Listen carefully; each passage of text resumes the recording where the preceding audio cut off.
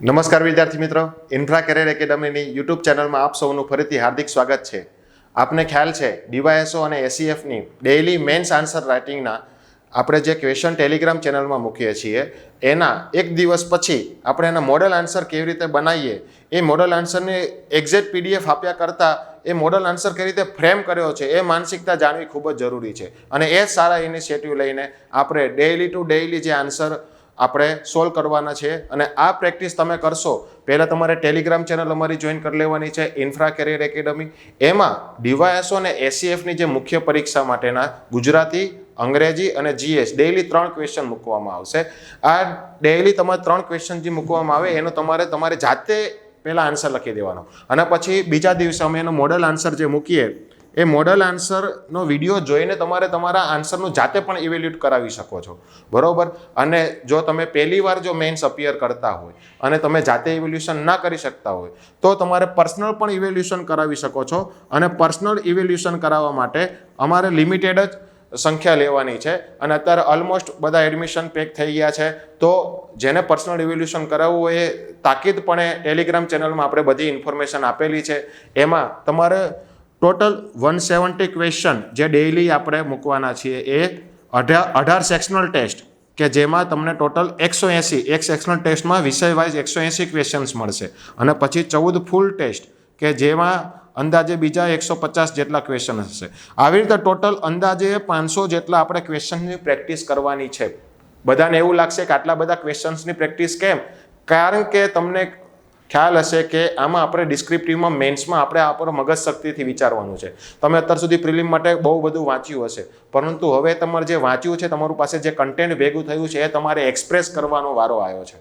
તો એક્સપ્રેસ તમે ક્યારે કરી શકશો? જ્યારે તમે વધુ લખશો, તમારું તો હાથ પણ ખુલશે અને મગજ પણ ખુલશે.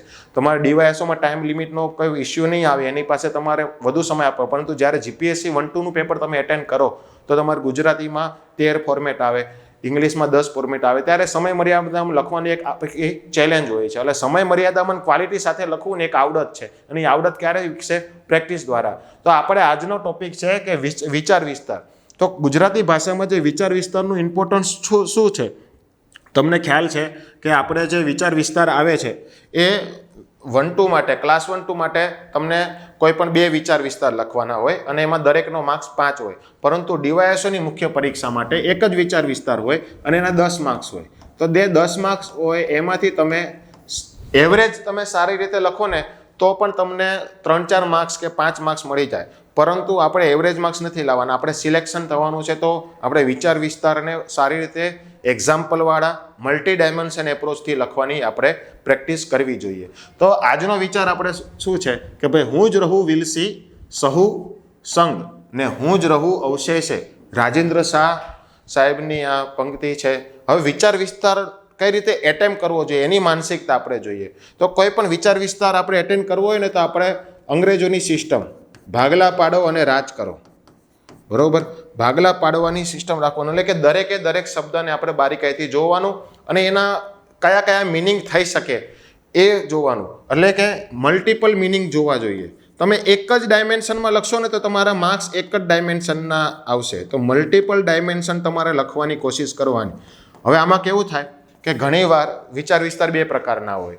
એક તો સરળ, તમને ગમે ત્યારે પૂછી જાય તો તમને આવડી જાય એના વિશે લખી દો. અને તમને ઘણા કદાચ જૂની મેન્સના પેપર તમે જોયા હશે, એમાં વિચાર વિસ્તાર એવા આવે કે તમારે પહેલાં તો 2-3 વખત વાંચો ને ત્યારે એ શું કહેવા માંગે છે ને એ તમને ખબર પડે. તો એના માટે તમે જેટલી વખત વધુ વાંચો તો એના માટે તમને નવો મિનિંગ થશે. અને નવો મિનિંગ આમાં કઈ રીતે તમારે ક્રિએટ થાય કે પહેલાં મલ્ટિપલ ડાયમેન્શન, એટલે કે એક તો પહેલાં મનુષ્યના જીવનને લાગુ પડે છે કે નહીં એ તમારે ચેક કરવાનું. મનુષ્યના જીવનને લાગુ પડે છે કે નહીં. બીજું ચેક કરવાનું કે આમાં કોઈ જે સમાજની રૂઢિઓ હોય એના માટે લાગુ પડે છે કે નહીં એ જોવાનું, બરાબર છે. પ્લસ કે જે કોઈ બોધ પાઠકથા જેવું હોય, બોધ પાઠકથા જેવું એવું કંઈ લાગે છે કે નહીં એ તમારે જોવાનું. આ 3 હું કહેવાય ક્વેશ્ચનથી તમે કરી શકો છો. એમાં મનુષ્યના જીવન ન હોય ને એમાં પાછા બીજા ભાગ પડે. એક તો ભાઈ મનુષ્યના પર્સનલ અંગત જીવન, એટલે કે પ્રેમને લાગુ પડે છે કે નહીં. અંગત જીવન એટલે કે પ્રેમને લાગુ પડે છે કે નહીં. બીજું આવે કે ભાઈ સાંસારિક જીવનને લગતો શું કહેવાય આ વિચાર વિસ્તાર છે કે નહીં એ તમારે ચેક કરવાનું. અને બીજું આવે કે ઈશ્વર પ્રત્યેની કંઈક સહાનુભૂતિ છે કે નહીં, કે અંગત કાંઈ મોટિવેશનલ છે કે નહીં, ભક્તિનું છે કે નહીં, આ તમારે ચેક કરવાનું. આટલા ડાયમેન્શન તમે ચેક કરશો ને એટલે તમારે કોઈ પણ વિચાર વિસ્તાર હશે આટલા ડાયમેન્શનની બહાર હશે નહીં, એટલો મારો 8 વર્ષનો અનુભવ કહે છે. બરોબર, તો ફરીથી ડાયમેન્શન તમારે જોઈ લેવાના. હવે આપણે આ ડાયમેન્શન આ વિચાર વિસ્તારમાં કઈ રીતે ફિટ થાય છે ને એ આપણે જોઈએ. જો કે હું જ રહું વિલ સી. જો આમાં શું થાય, હું જ એટલે કે લેખક આપણે પોતાની જ વાત કરે છે, હું જ રહું વિલ સી. બરોબર છે, વિલ સી એટલે કે વિલાસપણું, થોડુંક મોજ કે કરવું થાય, એકદમ આપણે એમાં ખોવાઈ જવું થાય, કેવી રીતે થાય. સહુસંગ એટલે કે બધાની સાથે વિલાસ મોજ મારનાર કોણ છે, તો કવિ પોતે જ છે. બરોબર છે. અને હું જ રહું અવશેષે એટલે શું થાય, બાકીપણું, કે જે પણ કાંઈક આપણે સહુસંગ બધાની સાથે પણ વિલાસ માનતા હતા તોય હું છું, અને બધા જતા રહ્યા અને છેલ્લે શેષ વધ્યો કોણ, તો કે ભાઈ હું છું. તો તમને આમાં જ વિચાર આવે કે ભાઈ આમાં ભાગલા તો પાડી દીધા, હવે ડાયમેન્શન કયું આવશે, તો તમને ખ્યાલ આવી ગયો કે આ મનુષ્યના જીવનનું છે. મનુષ્યના જીવનમાં પાછું કેવું છે કે અંગત જીવનનું છે. બરોબર, તો એક તમે અંગત જીવનનો પોઈન્ટ તમે નાખી શકો કે ભાઈ અહીંયા ઓકે કવિ એવું કહેવા માંગે છે, મનુષ્ય જીવનની શું કહેવાય ઘટના સાથે સંકળાવતા કહે છે કે ભાઈ અહીંયા મનુષ્યનું જીવન એ છેલ્લે તો એના ઉપર જ ડિપેન્ડન્ટ છે, એના કોઈ બીજા ઉપર ડિપેન્ડ રહેવાની જરૂર નથી. બધાની સાથે રહે તો પણ એ છેલ્લે હું જ છું, અને કોઈ પણ ના રહે છેલ્લે અવશેષમાં પણ હું જ છું. જો એ કરે તો અંગત જીવનો થાય. બીજું આપણે વાત કરીએ કે સાંસારિક જીવનને વાત કરે છે કે હા, તો સાંસારિક જીવનમાં પણ આપણે એક ટોન્ટ આપી શકીએ કે જે સાંસારિક જે મોહ માયા છે, ભગવદ્ ગીતામાં કીધું કે મોહ ત્યજીને એક ઈશ્વર મોક્ષ પ્રાપ્તિ માટેનો આપણે માર્ગ પસંદ કરવો પડે. તો આપણે જે કોઈ પણ આપણે સૌની હારે વિલસવામાં એવો સમય ના આવવો જોઈએ કે છેલ્લે તો આપણે જ વધવાના છીએ. બરોબર છે, કોઈ આપણે સાથે લાયા નથી અને કંઈ સાથે લઈ જવાના નથી. બરોબર, એક સાંસારિક જીવન પ્રત્યે પણ જે દર્શાવે છે. અને જો હવે એના ઈશ્વરના ટોન્ટમાં જઈએ તો કદાચ જો એવું આપણે માની લઈએ કે આ હું શબ્દ ઈશ્વર માટે વાપરેલો છે. બરોબર, આપણે બધી રીતે જો આ રીતે ડાયમેન્શન ખોલવાના કે હું જ એટલે તો ઈશ્વર પણ ભગવાન કૃષ્ણ પણ ભગવદ્ ગીતામાં કહે છે ને કે ભાઈ સંસારનો રચયિતા પણ હું છું અને સંસારનો હું કહેવાય નાશ કરતા પણ હું છું, સર્જન પણ હું છું અને નાશ પણ કરું છું. તો કે ભાઈ હું જ રહું વિલસી સંગ, કે ભાઈ ભગવાન પણ અહીંયા કહે છે કે અહીંયા પણ એમ પણ કહેવાય કે ભગવાન સર્વે સર્વા છે, કે ભગવાનની એક કુદરતની શક્તિ વગર કાંઈ પણ કરવું ઇમ્પોસિબલ છે, આપણે બધા નિમિત્ત માત્ર છે. જો અમે 3 ડાયમેન્શન આમાં જ કરાયા એટલે મેં તમને ખ્યાલ આવી ગયો કે આ મનુષ્યના જીવનને લગતો છે. જો સમાજના રૂઢિને લગતો હોય તો હું અલગ ડાયમેન્શન કરે. આપણે દરેક વિચાર વિસ્તારની આપણે પ્રેક્ટિસ કરીશું. તો આપણે વિચાર વિસ્તારને જ્યારે એક્સપ્રેસ કરવો હોય ત્યારે 5 માર્ક્સનો માટે તમારે કઈ રીતે ડીલ કરવી, 10 માર્ક્સ માટે ડીલ કરવી, એનો થોડુંક શું કહેવાય ફરક છે. બહુ ફરક નથી, થોડોક જ ફરક છે. 5 માર્ક્સમાં હોય ને ત્યારે તમારે સિમ્પલ અર્થ વિસ્તાર બોધ તો તમારે લખવાનો જ છે, 3 ભાગ પાડી દેવાના છે, અર્થ વિસ્તાર અને બોધ. બરોબર, પરંતુ જ્યારે 10 માર્ક્સમાં હોય ને ત્યારે આ જે તમારો વિસ્તાર હોય ને એ વિસ્તાર તમારે ડિટેલમાં આપવાનો, અને 5 માર્ક્સમાં તમારે 2 એક્ઝામ્પલ ચાલશે, પરંતુ 10 માર્ક્સમાં તમારે 4 એક્ઝામ્પલ તમારે લખવા પડશે. અને 4 એક્ઝામ્પલ એટલે વ્યક્તિ દીઠ નહીં, કોઈ એક પર્સનલ જીવનના પ્રસંગોનું પણ તમે એમાં ટાંકી શકો છો. બરોબર છે, તો આ રીતે વિચાર વિસ્તારને ડીલ કરવાનો હોય. ચલો, તો આપણે આ જે પંક્તિ છે, હું જ રહું વિલસી સૌ સંગ ને હું જ રહું અવશેષે, રાજેન્દ્ર શાહ સાહેબની પંક્તિ છે, એનો આપણે અર્થ કઈ રીતે કરાય, તો કે ભાઈ એમાં આપણે અર્થ આ રીતે કરાય કે કવિને સંગ પણ પોતાની જાતનો છે અને એકલા પડે ત્યારે પણ પોતાની જાત જ બાકી રહે છે. મેં તમને કીધું કે જ્યારે માણસ શું કહેવાય ગમે ત્યારે બીજાની સંગે હોય તો સહુ સંગ એટલે કે બધાની સાથે તો હોય, એટલે કે એનું પોતાની જાત સાથે પણ રહે છે, અને જ્યારે એકલા પડી જાય ત્યારે પણ પોતાની જાત રહે છે. એટલે શેષ કોણ રહે છે, ખાલી સેલ્ફ, એટલે કે મનુષ્યની પોતાની જાત. તો આ રીતે તમે અર્થ કરી શકો છો. પછી કે વિસ્તાર, તો કે ભાઈ આપણે આપણી જાત ઉપર વિશ્વાસ રાખવાનો છે, બીજા કોઈ આધાર રાખવાનો નથી. મેં એમ કીધું કે ભાઈ મનુષ્યનું અંગત જીવન છે, આપણે બીજા ઉપર ડિપેન્ડન્ટ રહેવાનું નથી. બીજે ટોન્ટમાં કહીએ કે આપણે બીજાની મોહ માયામાં પડવાનું નથી, આપણે આપણો એક લક્ષ્ય સિદ્ધિ માટેનું આગળ વધવાનું છે. તો એનો એક પોઈન્ટ આમ પણ લખાય, પોતાની જાત પર વિશ્વાસ રાખવો. બીજો કે જિંદગીનો સ્વયં માર્ગ આપણે જાતે કંડારવો જોઈએ. બરોબર, પંક્તિ કઈ સાથે લખાય, હા વિચાર વિસ્તાર એક આપેલો હોય તો એની સાથે મેક્સિમમ તમારે 1 કે 2 પંક્તિ તો નાખી જ દેવાની, ઉદાહરણ પણ નાખવાના અને પંક્તિ પણ નાખવાની. શું કરવાનું? ઉદાહરણ પણ નાખવાના અને પંક્તિ પણ નાખવાની. આ પંક્તિ જો આમાં કઈ છે કે એકલા જ આવ્યા અને મનવા એકલા જ જવાના. આમાં બીજું તમે પંક્તિ કરી શકો તો કે ભાઈ બુદ્ધ ભગવાને કીધેલું છે કે અપદીપો ભવ, અપદીપો ભવ એટલે કે ભાઈ આપણા દીપક ખુદ જાતે બનો, આપણે બીજાના કોઈ સહાયની જરૂર નથી, આપણે જાતે જ આપણો માર્ગ કંડારી શકીએ છીએ. બરોબર, તો આ પંક્તિ પણ બુદ્ધ ભગવાનની નાખી શકાય. બરોબર છે.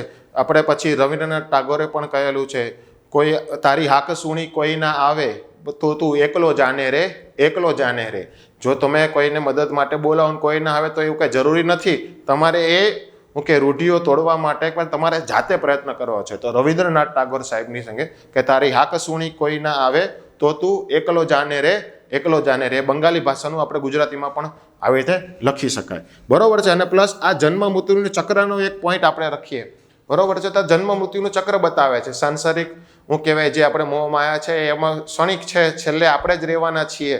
બરોબર છે. અને છેલ્લે આપણે એકલા જ જવાના છીએ, કાંઈ સાથે લાયા નથી, કાંઈ સાથે લેવા નથી. આ રીતે તમે જો મેં આમાં ખાલી કીવર્ડ્સ જ લખેલા છે મોડલ આન્સરમાં, કારણ કે હું જો કે મોડલ આન્સર કોઈ દી પરફેક્ટ ના હોય. મુખ્ય પરીક્ષામાં પેપર ચેકર જ્યારે મોડલ આન્સર લઈને બાજુમાં ચેક કરવા નથી બેસતા, એ બસ ખાલી તમારી માનસિકતાને ચેક કરવા માંગે છે કે શું તમે અધિકારી તરીકે સિલેક્ટ થવા લાયક છો કે નહીં. બરોબર છે. એટલે તમારે ગોખેલા જવાબ રટવાના નહીં, તમારે તમારું મગજને કેળવણી શક્તિથી વિચારવાનું.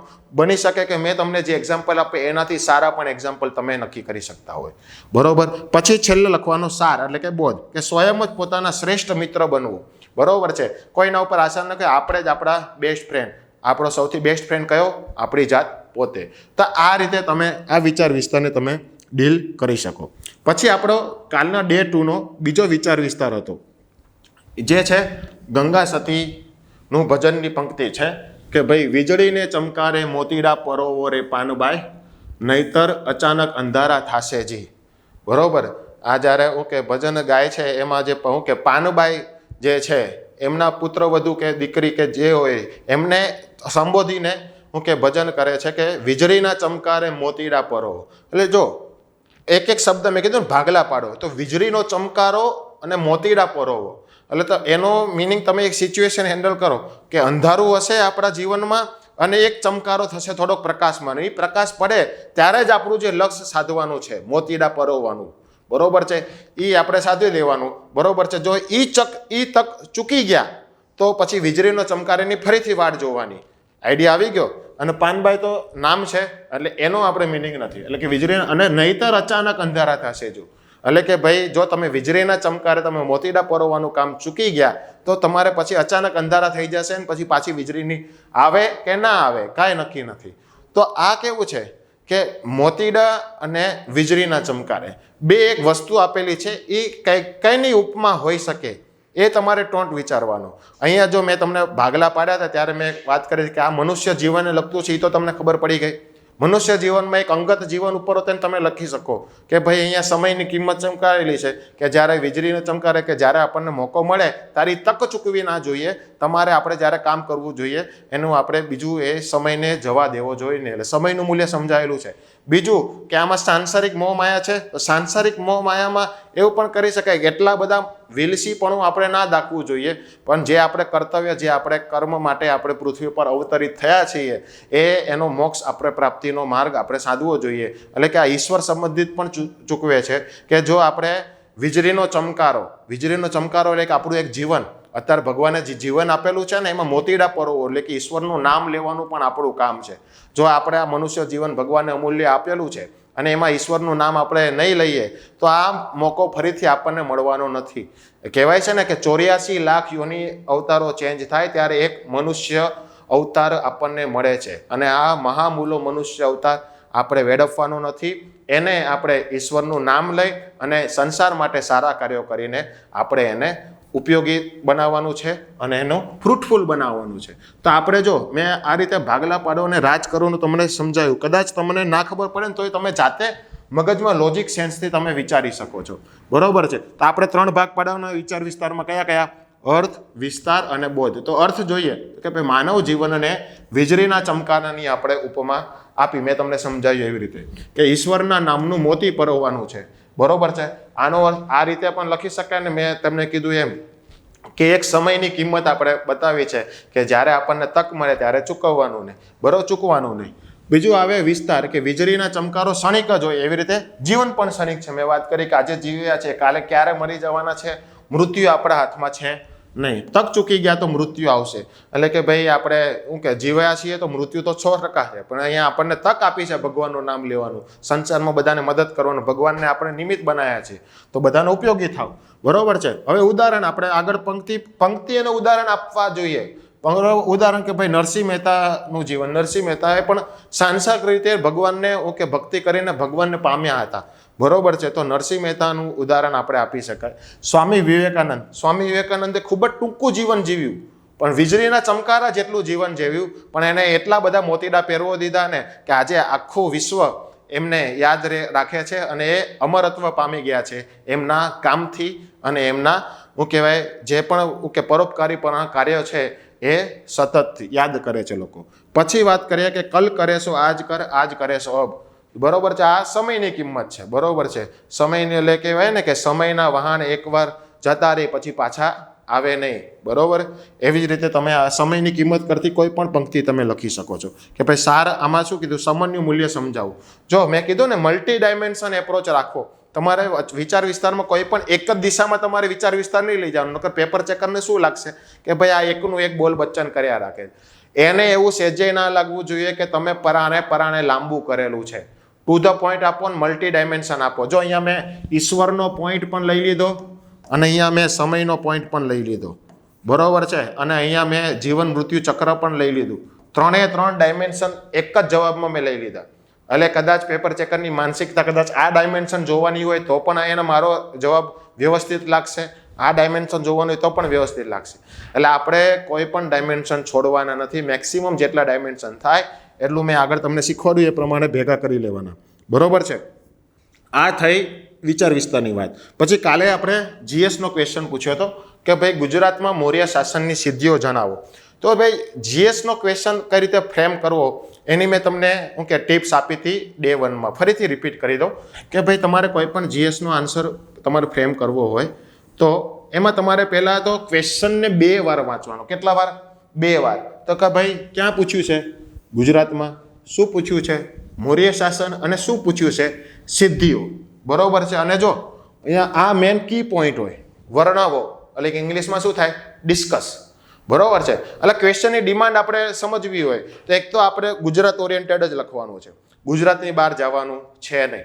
એટલે કે ગુજરાતની અંદર. અને એમાં પાછું મૌર્ય શાસન. તો મૌર્ય શાસનની માટે તમારે શરૂઆતમાં આનું ઇન્ટ્રોડક્શન આપી દેવાનું અને એમાં સ્ટેટિક ડેટા તમારે એડ કરવાનો.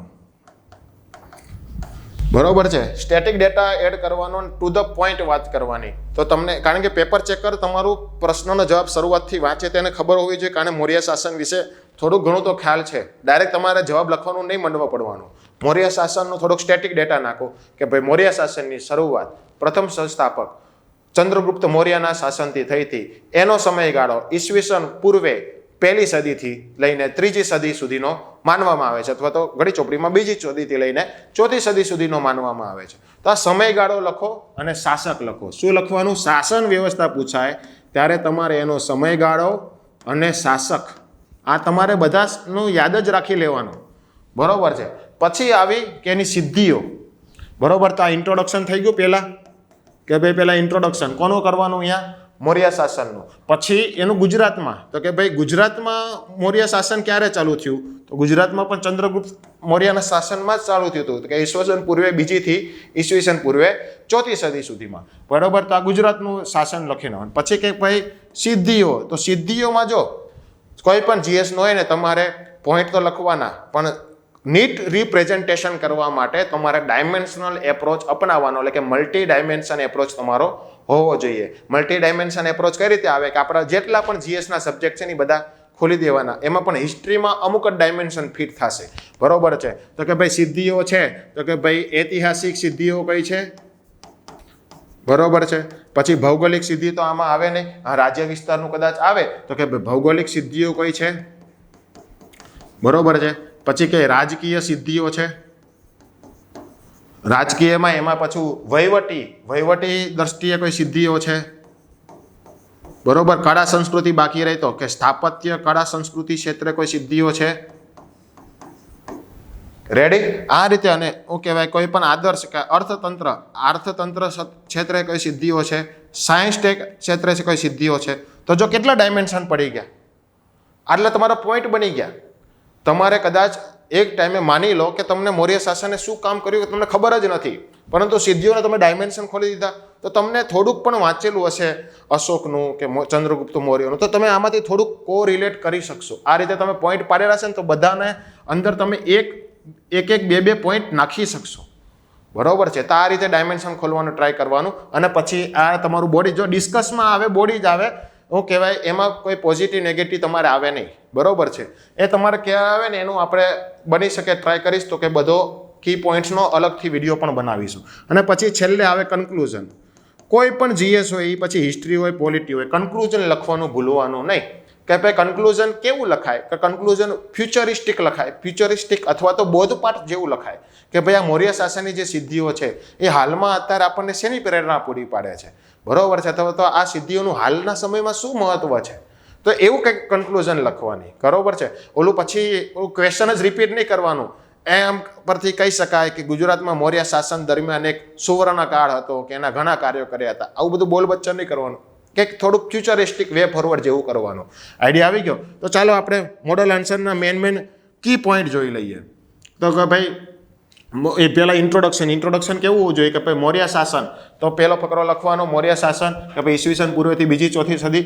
એનો ઓકે સ્થાપક કોણ હતા? ચંદ્રગુપ્ત મૌર્ય રાજા હતા. ગુજરાતમાં મૌર્ય શાસનની સ્થાપના ઈસવીસન પૂર્વે ચોથી સદીમાં થઈ, અને એમાં પણ ચંદ્રગુપ્ત મૌર્ય હતા. તો આપણે ઇન્ટ્રોડક્શન થઈ ગયું. બરોબર છે. હવે આપણે બોડી ઉપર જઈએ. બરોબર છે. બોડી કેવી હોવી જોઈએ?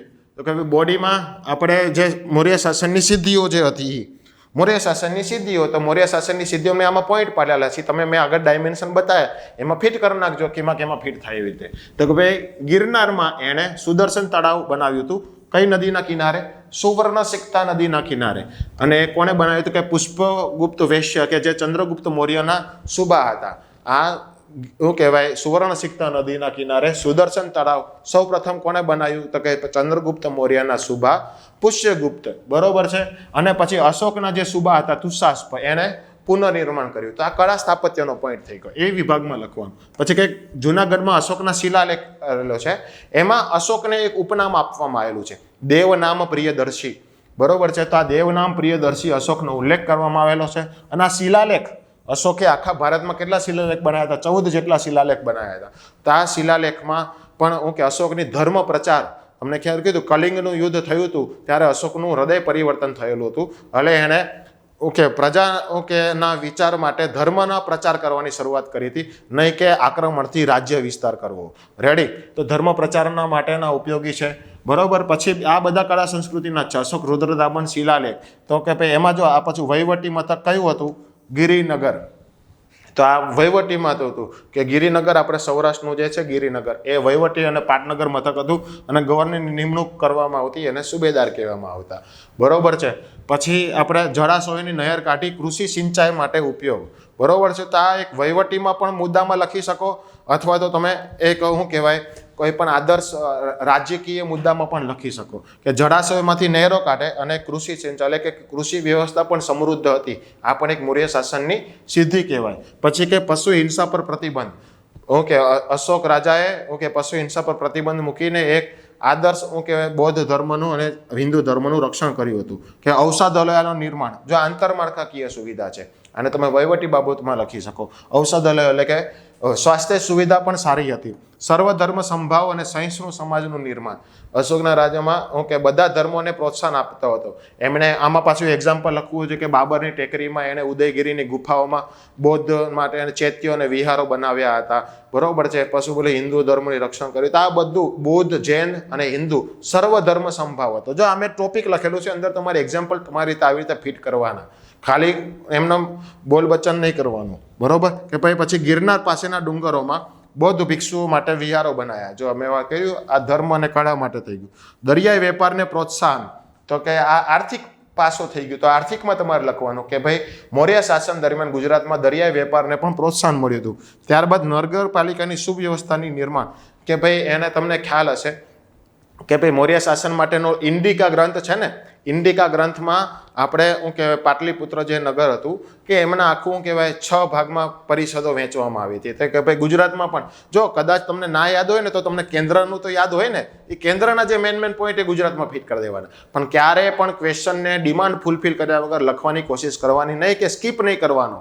બરોબર છે. મલ્ટિપલ ડાયમેન્શન ખોલો, તમને જેટલું આવે છે કે લોજિક સેન્સથી વિચારો, તમારો જવાબ ઓટોમેટિકલી લખાઈ જશે. અને પછી છેલ્લે કન્ક્લુઝન શું આવે કે આ ઉપરોક્ત શું કહેવાય સિદ્ધિઓ પરથી કહી શકાય કે એક મૌર્ય શાસન કે જે ગુજરાતમાં સ્થાપિત થયેલું હતું એ શું કહેવાય માત્ર એક દ્રષ્ટિએ નહીં પરંતુ આજના આધુનિક સમયને પણ કે પ્રેરણા આપે એવું એક આદર્શ વ્યવસ્થા હતું કે જેમાંથી પ્રેરણા લેવી આપણને ખૂબ જ ઉપયોગી થાય. એ પછી રાજકીય ગમે તે રીતે તમે લખી શકો છો. રેડી? તો આ રીતે તમારે જીએસનો આન્સર ફ્રેમ કરવાનો હોય. તો આ હતા આજના ડે 2ના આન્સર્સ. અને અમારો આ ઇનિશિયેટિવ સારો લાગે તો વિડીયો અમારો લાઇક કરો, ચેનલને સબસ્ક્રાઇબ કરીને વધુને વધુ વિદ્યાર્થીઓ સુધી પહોંચાડો અને સતત લખતા રહો. આશા રાખું છું બધાની મુખ્ય પરીક્ષામાં સફળતા મળે. Thank you. જય હિન્દ, જય ભારત.